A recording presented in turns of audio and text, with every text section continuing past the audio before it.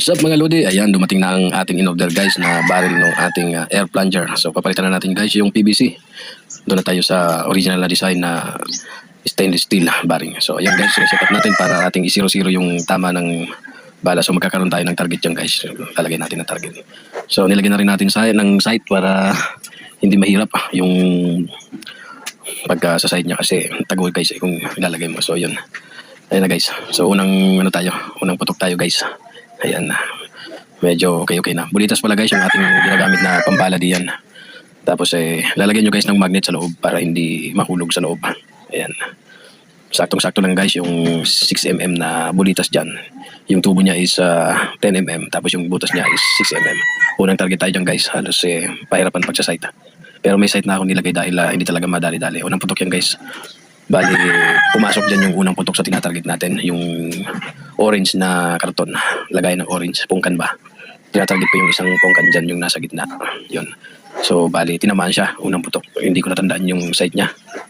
Basta ko lang sinate Bali, 3 putok pala tayo dyan guys. Yan. Paalala lang pala guys, pagka magbubomba kayo, wag nyo munang lalagyan ng bala tuwing magbubomba kayo. Para sa safety rin natin kasi walang safety yung ating air plunger. Baka aksidenteng mapindot yun. Talagang babaon sa balat natin yan. Ayan. 120 PSI nga pala guys yung laman na hangin yan. Super lakas yan. Tinesting ko na yung balang bulita sa saging. Talagang tumagos. Tagos sa kabila. Tumama pa sa kabila. Bumaon pa pero hindi na tumagos. Ayan guys. Makikita nyo. 120 PSI.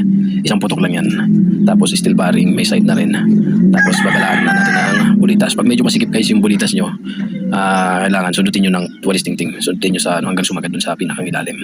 Kasi hindi maiwasan yung bulitas natin medyo kinakalawang. So magkakaroon ng sabit sa loob. Yan. Pangalawang putok tayo mga idol. Ayan.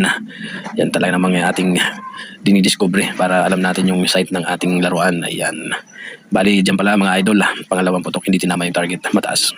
Medyo malayo. Mga 2 cm ata yung taas na. Talagang hirap kung i-0-0 yung ating laruan.